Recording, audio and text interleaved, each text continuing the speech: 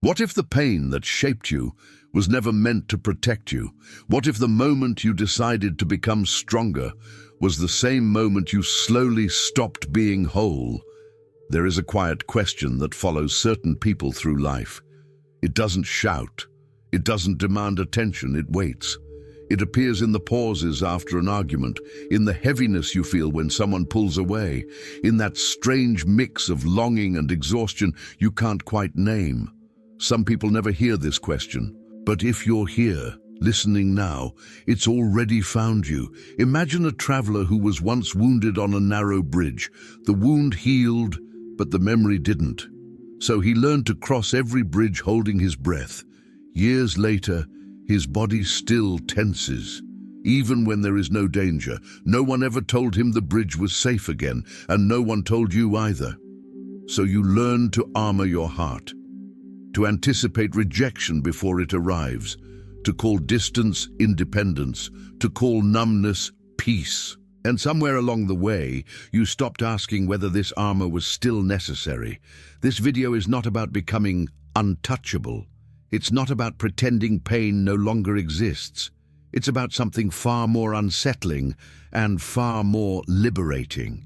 There is a reason certain words still pierce you, a reason some faces still have power over your inner world, a reason why, despite all your growth, something inside you still braces for impact, and that reason has nothing to do with them. If this way of seeing speaks to you, if you sense that what's unfolding here touches something real, this is a good moment to subscribe. Not out of habit, but as a quiet agreement to keep walking this inner path together. Because the truth we're moving toward doesn't begin with healing. It begins with recognizing the invisible tension you've been carrying without realizing it. And once you notice where that tension lives, you may start to feel an unexpected urgency. Not rushed, not frantic, but calm, precise, and impossible to ignore. There are moments when life doesn't hurt loudly. It whispers. You wake up from a dream that feels more real than your waking hours. Not dramatic, not prophetic, just persistent. A face you haven't thought about in years. A place you've never been, yet somehow recognize. You shake it off, but the feeling stays with you all day, like a shadow that refuses to detach, or you feel it in your body. A tightness in the chest that arrives without warning.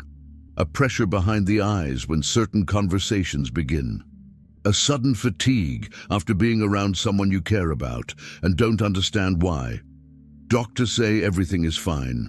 Your life on paper looks stable, and yet something in you keeps signaling that it isn't. So you tell yourself it's stress. You blame the pace of the world. You scroll past the feeling. You stay busy. But late at night, when the noise fades, it returns. A quiet sense that something unseen is trying to get your attention. Many people experience this and never speak about it. Not because it's rare, but because it doesn't fit into the language we were given. You notice patterns, the same emotional wounds repeating with different faces, the same type of disappointment dressed in new circumstances. The same inner reaction, faster now, more automatic. You promise yourself you'll respond differently next time. But when the moment comes, your body reacts before your mind does, as if it remembers something you don't. You might feel sudden anxiety for no clear reason, or an unexplainable sadness when things are supposed to be going well, or a strange resistance when life offers you exactly what you once asked for. And beneath all of it lives a silent question. Why does this keep happening, even though I've changed? What if these moments aren't random? What if dreams, physical sensations, and emotional triggers are not malfunctions, but messages? Not from the outside world, but from a deeper layer of yourself that doesn't speak in words. A language older than logic, quieter than thought, more precise than memory. This is the part of you that reacts before you decide. That tightens before you understand why. That senses danger or loss, even when none is visible. Most people spend their lives trying to silence these signals, meditating them away, distracting themselves from them, labeling them as weakness or sensitivity. But what if sensitivity is not the problem? What if the real issue is that no one ever taught you how to listen? If this perspective resonates, if you recognize yourself in these moments you can't fully explain, subscribing here isn't about following a channel. It's about acknowledging that you're ready to explore this inner language more deeply. Because once you begin to notice the signs, you may realize they've been guiding you all along, not toward comfort, but toward something unresolved. And the most unsettling mystery isn't why these signals appear. It's what they're pointing to inside you that has been waiting patiently to be seen. There is a first sign most people encounter on the inner path. It is also the one most misunderstood. Ancient traditions never described it as a punishment, a flaw, or bad luck. They spoke of it as a summons. The sign is repetition. Not repetition of events, but repetition of feeling. Different faces, same wound. Different situations, same inner collapse. Different years, same ache resurfacing with new intensity. You think you're reliving bad luck, but something far older is happening. Long before psychology gave it a name, mystics noticed this pattern. They believe the soul does not speak in sentences. It speaks in cycles. When something essential inside you has not been integrated, life doesn't punish you for it. Life recreates the conditions where it can finally be seen. This is the first great secret, that recurring pain is not the cause of your suffering. It is the signal. Think of a woman who repeatedly finds herself unseen in relationships, different partners, different promises, same hollow silence when she finally needs to be held, or a man who keeps feeling betrayed by authority, bosses, institutions, mentors, always ending in the same disillusionment. On the surface, the stories differ, but beneath them lives the same emotional signature. The ancients would say, the soul is knocking from the inside. Modern culture tells you to fix the external, change the partner, change the job, change the city, change yourself. But repetition doesn't end with change. It ends with recognition. The first hidden signal appears when your nervous system reacts before your story does. Before logic, before choice, that tightening in your chest, that sinking feeling in your stomach, that sudden urge to withdraw, defend, or please. These reactions are not flaws. They are memories without words. They belong to moments when you learned something silently about the world, about love, safety, worth, or abandonment. Moments when your mind moved on, but your body stayed behind. Ancient initiates were taught this early. What repeats is asking to be completed. Completion does not mean reliving the pain. It means seeing what you learned in the moment the pain was born. Perhaps you learned that love must be earned. That silence means rejection, that closeness leads to loss, that showing your truth is dangerous. These beliefs don't feel like beliefs. They feel like reality. And so life mirrors them back to you. Not to confirm them, but to make them visible. This is why spiritual traditions warned against chasing bliss too early, because awakening does not begin with peace. It begins with pattern recognition. Once you see the repetition clearly, once you realize that life is not attacking you but communicating, the struggle subtly changes. You stop asking, "Why does this keep happening to me?" and begin to ask something far more powerful. What part of me is still speaking through this experience? If this resonates, if something in you feels both exposed and strangely relieved, you're already closer to understanding than you think. This space, this channel, is not meant for spectators. It's a quiet gathering of people willing to look where others look away. If this feels like your kind of work, a simple like or subscription is enough to signal that you belong in this circle. Because the moment you recognize the first signal, you start to sense something even deeper beneath it, a presence behind the repetition. Not just a lesson, but a part of you that has been waiting to step forward. And once that part begins to emerge, the question is no longer why it hurts, but what might happen if you finally let it speak. There was a time when I believed I understood myself. I had read the books, listened to the lectures, learned the language of healing well enough to explain it to others, and yet my life kept returning me to the same quiet collapse. It didn't look dramatic from the outside. No public breakdowns, no visible chaos, just a familiar moment that kept reappearing. Someone would get close, truly close, and the moment intimacy stopped feeling hypothetical and became real, something inside me would tighten. My breath would shorten, my thoughts would race ahead, rehearsing exits, and without fully choosing it, I would pull away, politely, intelligently, convincingly.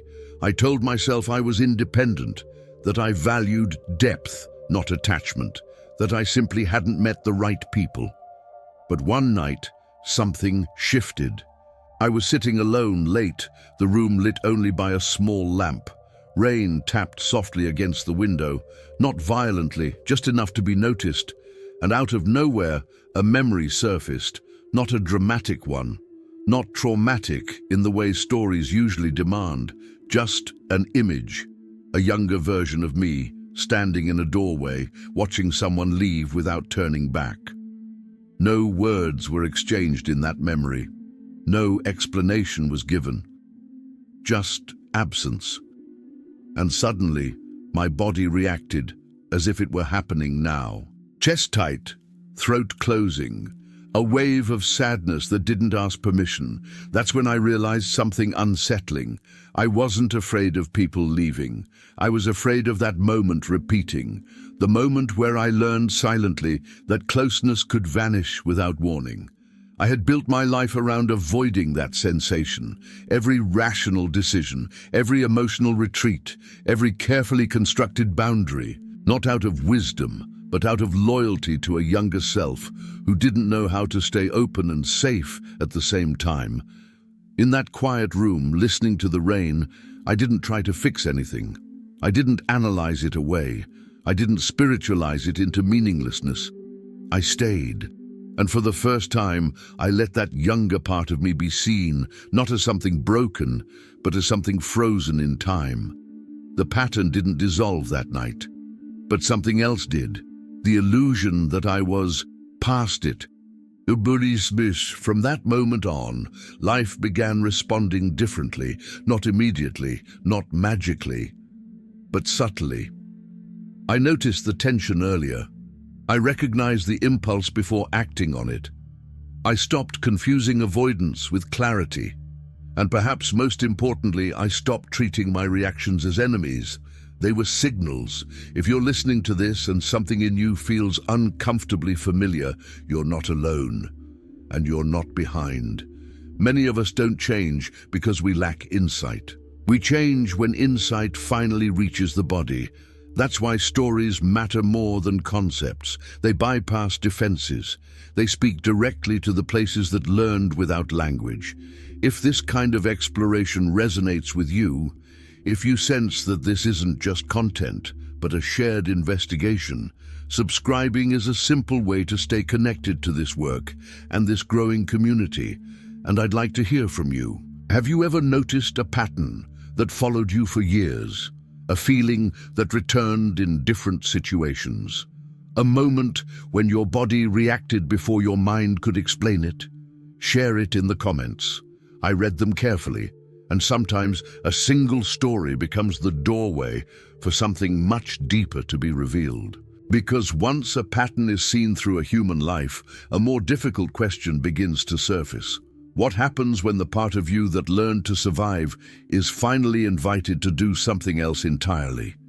There is a second great secret hidden inside spiritual signals, and this one changes everything. The first secret was recognition, seeing the pattern instead of blaming the world. The second secret is subtler and more confronting. The signal does not ask to be removed. It asks to be met. Most people, once they notice a recurring emotional reaction, immediately try to transcend it. They breathe through it. They rationalize it. They label it as ego, trauma, or lower self. But ancient inner traditions warned against this mistake. They taught that what you try to rise above before you fully meet it does not disappear. It waits. The second spiritual signal appears at the exact moment you try to fix yourself. It shows up as resistance. You sit down to reflect, and your mind wanders. You attempt stillness, and your body becomes restless. You approach a feeling gently, and suddenly feel the urge to distract yourself. This resistance is not failure. It is the signal within the signal. It marks the edge of something real. Here is what is actually happening. A part of you learned long ago that feeling fully was unsafe.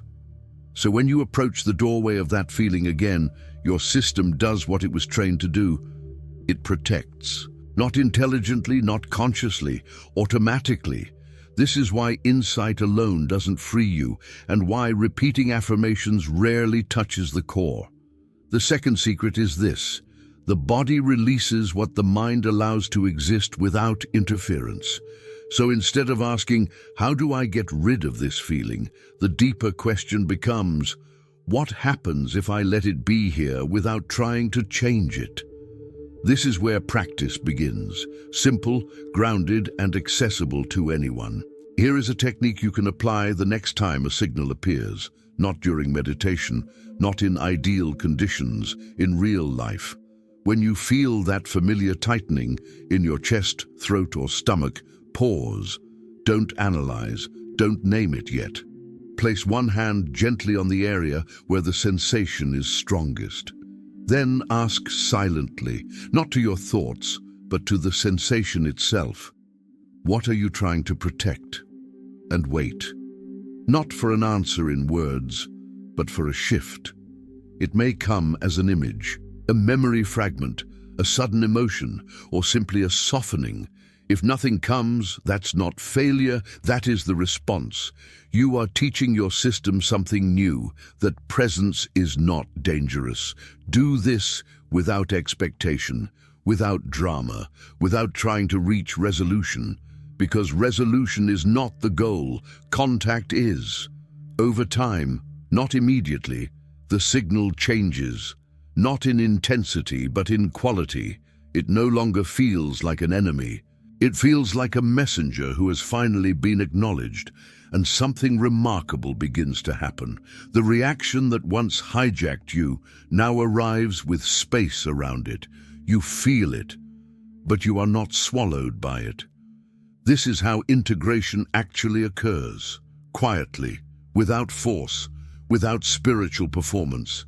Anyone can do this, not because it's easy, but because it's natural. If this resonates, if you sense that this approach speaks to something true in you, subscribing here is a way of staying close to this work and this unfolding understanding. Because what you've learned so far is only the surface. There is a signal even deeper than repetition, deeper than resistance, a signal that appears only when a person is ready to stop surviving and begin reorganizing their inner world entirely. Very few people ever recognize it. And once you see it, nothing inside you responds the same way again. There is a signal deeper than repetition, deeper than resistance, and once it appears, life is never interpreted the same way again. This signal does not arrive as pain. It arrives as distance, not emotional numbness, not dissociation, but a strange, unfamiliar stillness. You notice it in moments that once would have consumed you. A situation unfolds, a conflict, a loss, a triggering word, and something reacts, but something else watches. For the first time, there is space between the sensation and the story.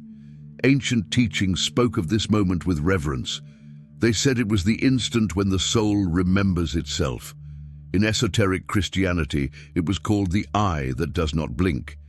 In Eastern traditions, the witness. In modern physics, we glimpse it in the paradox of the observer, the one who changes reality simply by noticing it.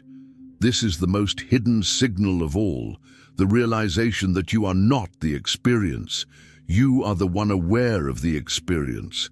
And this is not an idea, it is an event. It happens quietly, often without ceremony. You might be standing in line, or lying awake at night, or listening to someone speak, and suddenly you sense it. The fear is there, but it is seen. The sadness is present, but it is held.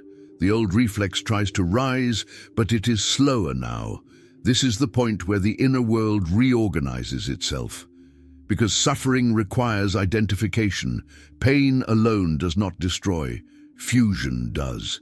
When you believe I am anxious, I am abandoned, I am broken, the nervous system tightens around the identity. But when the watcher awakens, something radical happens. Anxiety becomes a wave. Sadness becomes weather. Memory becomes movement. And you remain. The ancients warned that this moment would feel disorienting, not euphoric, not blissful, almost empty, because the mind has lived its entire life believing it was the center. And now something larger has taken the seat. This is why many people turn back at this threshold. They mistake emptiness for loss, stillness for meaninglessness. But those who stay, those who don't rush to fill the silence, discover the greatest reversal of all. You don't become invulnerable. You become unhookable. Life still happens. People still leave. Words still sting. But there is nothing left to attach to, because the deepest part of you was never inside the story to begin with. If this resonates, if you feel that strange recognition, not emotional but quiet, take a moment to like this video and subscribe. Not because this content is designed to sell or impress. It's created with care, with patience, and with respect for those walking this inner terrain. Every like, every subscription strengthens a community that values depth over noise. And now, here is the final turn of the spiral.